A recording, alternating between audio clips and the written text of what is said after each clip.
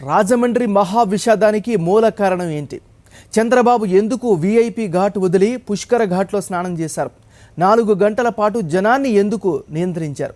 National geographic ఛానల్తో short film కోసమే వచ్చారా అన్న ప్రశ్నలకు సమాధానం దొరికింది.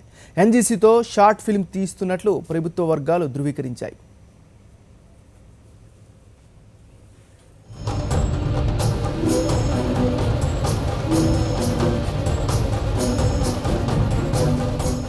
గోదావరి పుష్కరాల షార్ట్ ఫిల్మ్ నేషనల్ జియోగ్రఫీ ఛానల్తో ఒప్పందం ధృవీకరించిన ప్రభుత్వ వర్గాలు. 13 రోజుల పాటు షూటింగ్, 45 నిమిషాల నడివితో షార్ట్ ఫిల్మ్, 64 లక్షల రూపాయలు చెల్లించాలనే నిర్ణయం. అంతర్జాతీయ పబ్లిసిటీ కోసం ఏపీ సీఎం ఆదేశం. సచివాలయంలో సర్క్యులేట్ అవుతున్న ఫైల్. ప్రమాదం జరిగినప్పుడు షూటింగ్ జరిగింది. వీఐపీ ఘాట్ వదిలి చంద్రబాబు వచ్చింది షూటింగ్ కోసమే.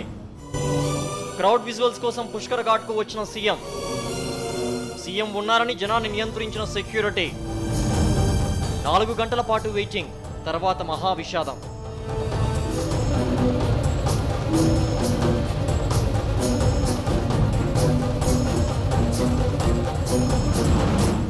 గోదావరి నిత్యహారతికి పబ్లిసిటీ రాలేదన్న అసంతృప్తితో ఉన్న చంద్రబాబు పుష్కరాలకు అంతర్జాతీయ ప్రచారం కావాలనుకున్నారు. ఇందుకోసం ఎంత ఖర్చైనా పర్వాలేదని అధికారులను నిర్దేశించారు. అంతే, ఆయన మాటకు తగ్గట్టుగా అంతర్జాతీయ ఛానల్తో ఒప్పందం చేసుకున్నారు. గోదావరి పుష్కరాల్లో షార్ట్ ఫిల్మ్ కోసం నేషనల్ జియోగ్రఫిక్ ఛానల్తో ఏపీ ప్రభుత్వం ఒప్పందం చేసుకుంది. 64 లక్షల రూపాయలు చెల్లించేందుకు అంగీకరించింది.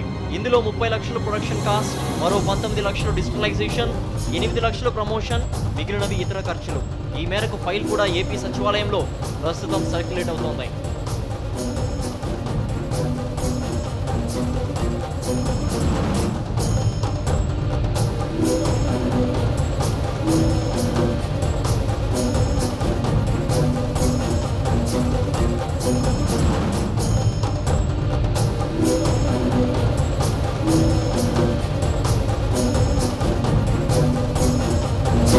పుష్కరాల ప్రారంభోత్సవం నాడు సీఎం చంద్రబాబు వీఐపీ ఘాట్ వదిలి సామాన్య భక్తులుండే పుష్కర ఘాట్కు రావడానికి ఈ షార్ట్ ఫిల్మ్ కారణమని ప్రత్యక్ష సాక్షులు చెబుతున్నారు.